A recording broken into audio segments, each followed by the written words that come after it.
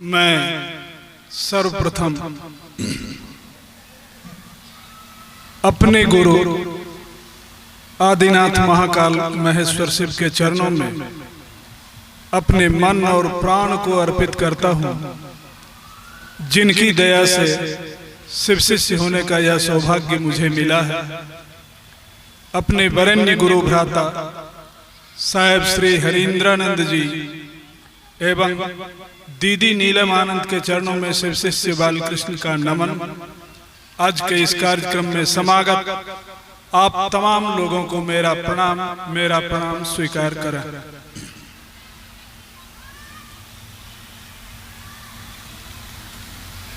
हम लोग जब से इस जीवन में पैदा लिए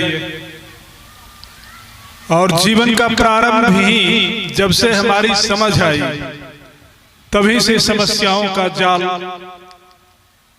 हमारे और आपके मानस को त्रस्त करता रहा और इसी के खोज में हम आदमी के पास जाते रहे, पूजा पाठ की विधियां अपनाते रहे, देवताओं की पूजा करते रहे, ईश्वर की पूजा करते रहे।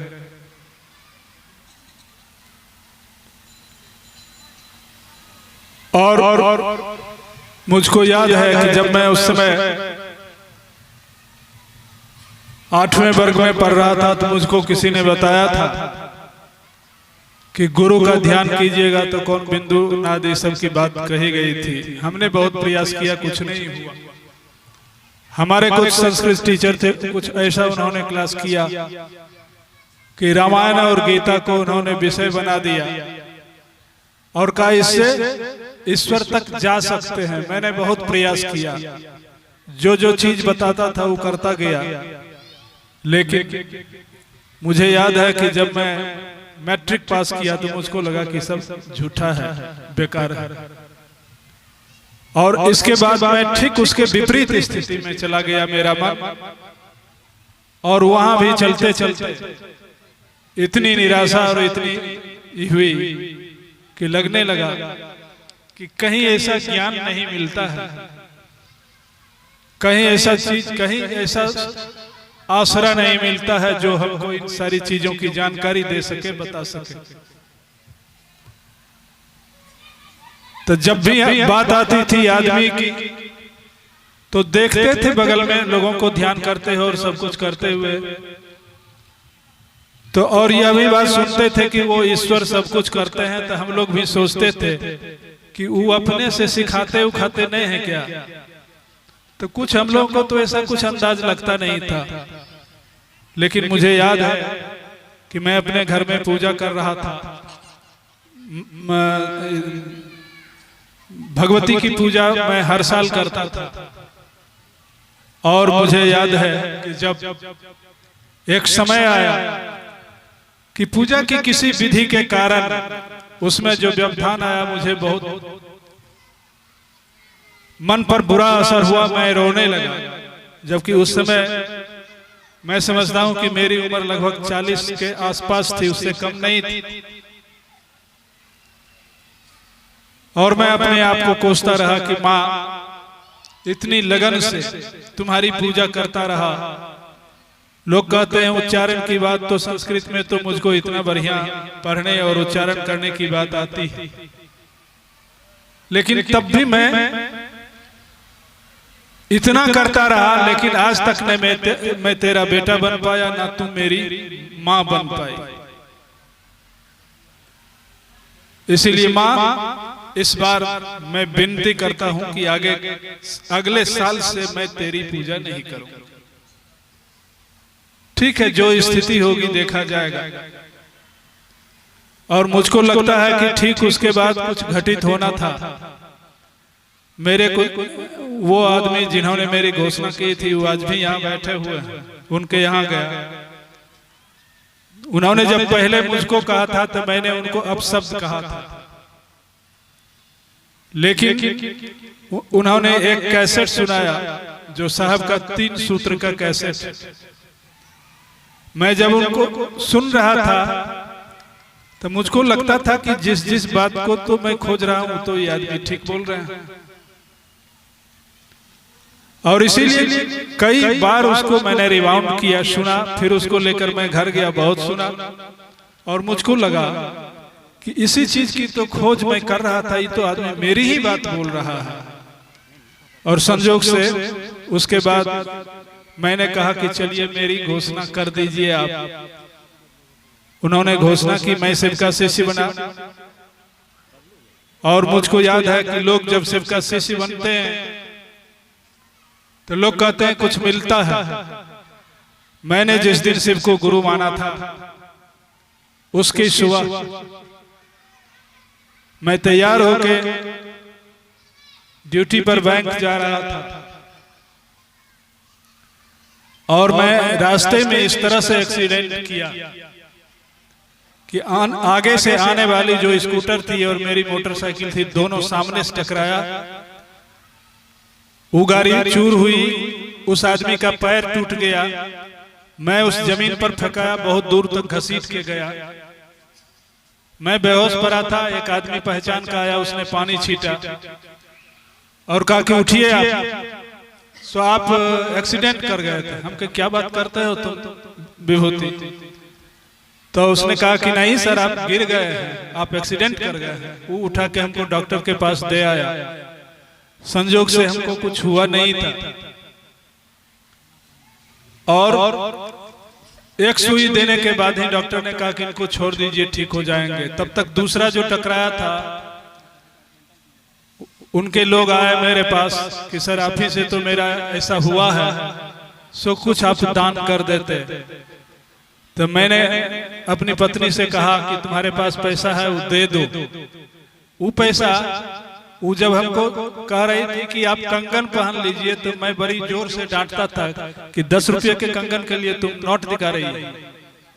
वो रोते रोते घर गई थी और उसके बाद वही जब मुझसे पैसा मांगा गया तो मैंने कहा कि वही पैसा दे दो।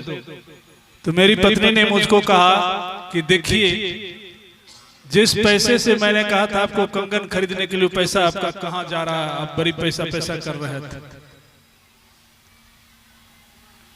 और इसके बाद जिन्होंने मेरी घोषणा की थी, लोगों ने उनको बहुत भला बुरा कहा कि जो शिव का शिष्य बनता है वो मरता है।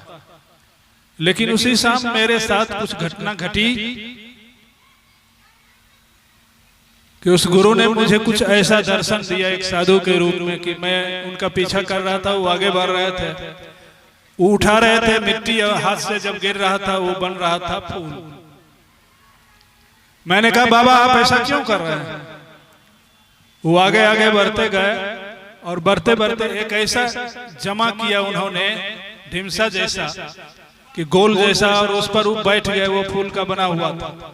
हमने पूछा बाबा ये क्यों किया आपने, क्यों बनाया इसको, क्यों ऐसा करते आए, इतना परिश्रम आप? तो उन्होंने मुझको इतना ही कहा था, बेटा अगर आज मैं ना होता तो तू कहाँ होता। बस तुरंत मुझको ये बात घर कर गया कि मैं कहीं गलत नहीं, और जो काम मैंने आज किया है वो देखिए क्या होता है। जबकि वही शिव का शिष्य बनाने के लिए मेरी पत्नी मुझसे 1 साल पहले बनी थी, 1 सवा साल पहले बनी थी।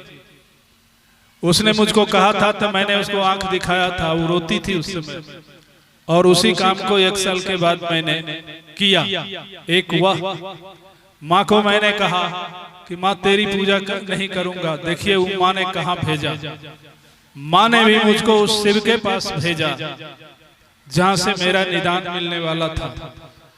इसीलिए जब उन्होंने हमको ये कहा कि लोग बाहर में क्या बोल रहे हैं, देखिए लोग 100-150 की संख्या में खड़े थे।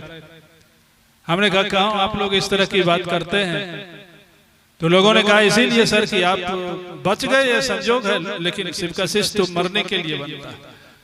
तो मैंने उसी दिन पहले दिन मैंने कहा था कि अगर ऐसी बात है तो मैं तो बच गया हूं, और मैं आपसे निवेदन करता हूं कि आप शिव का शिष्य बनिए। और उसके बाद फिर मैंने पीछे मुड़कर नहीं देखा, आगे चलता रहा। महादेव की दया, मैं नहीं जानता हूं कि आगे और क्या होगा या नहीं होगा, लेकिन इतना तो मुझको स्पष्ट हुआ जो मैंने समझा कि मेरे लिए तो सारे उपाय मिट चुके थे। और मुझको याद है कि मैंने 1994 में यह निर्णय लिया था कि आत्महत्या करना सबसे बढ़िया तरीका है।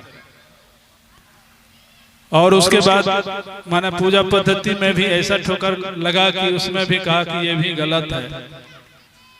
तो आप सोचिए कि एक माता भगवती की पूजा जब लोग में घर करते हैं तो उसकी आस्था क्या होती है। और श्लोक आपने देखा नहीं है, श्लोक पढ़ने में जो आनंद आता है उसका उच्चारण अगर सही हो और भाव की स्थिति सही हो तो जो आनंद आता है वह भी गजब चीज होता है। वहां भी मुझे शांति नहीं मिली और वहां से भी मुझे प्रेरणा उसी शिव की ओर जाने की मिली। और उस गुरु शिव को जब मैंने पाया तो मैं इतना ही कह सकता हूं कि मैं नहीं जानता हूं कि आगे क्या होने जा रहा है, लेकिन इतना तो तय है कि उस शिव की शरण में अगर हम चले गए, उस गुरु शिव की शरण में हम चले गए तो इतना तो तय है कि अगर हमने कुछ खोया है, अगर हमने जीवन के बहुत बड़ी चीज में धोखा पाया है तो कम से कम यह तो चांस है कि वह भी हम समझ जाएंगे। इसलिए कि आज तक जो विवेचना है, जो किताबों में कहा गया, शिव के नाम पर कहा गया कि सबसे बड़े देवता हैं, शिव के नाम पर कहा गया कि वो सबसे बड़े ईश्वर हैं, ईश्वरों के ईश्वर हैं और इसीलिए उनको महेश्वर कहा गया। किताबों में यह भी कहा गया कि वह शिव गुरु भी हैं, पूरे ब्रह्मांड के त्रिभुवन के गुरु हैं, वो कमाल के गुरु हैं। और कुछ कहानियां भी आपको मिलेंगी कि वो गुरु आज से नहीं है, जब से ये सृष्टि में लोग पैदा हुए हैं उनको जानने के लिए, या जब से ये सृष्टि में लोगों की नजर उधर गई है तब से लोग इस बात को जान रहे हैं कि वो गुरु हैं और वो ईश्वर भी हैं। और यह भी सच है कि ऐसा नहीं कि हम ही ने, सिर्फ आप में से कोई ऐसे नहीं होंगे जिसने शिव के मंदिरों में जाके जल नहीं चढ़ाया हो। क्या कभी हम इस बात को समझ पाए कि उस शिव के साथ मेरा भी कोई संबंध है? बड़ी मन लगता है, मत पूछिए, बाबा ने तो हमको ऐसा दे दिया। घर जब आते हैं तो फिर वही कल का कुकर्म हम शुरू करते हैं और जो पराया लगता है वो पराया लगता है, जो अपना लगता है उसको भी पराया बनाने की मनसा खड़ी हो जाती है। इसीलिए यह जानने की बात ही तो मन से मिट जाती है कि वो सिर्फ ऐसा काम करते हैं, क्या उनके साथ जुड़ा जा सकता है? अगर वो गुरु रहे इस धरती पर तो ये बात जनमानस में क्यों नहीं है? ऐसा भी तो नहीं है कि उनके शिष्य नहीं बने हैं, उनके शिष्यों का फहरिस्त है किताबों में, उनके शिष्य भी हुए हैं।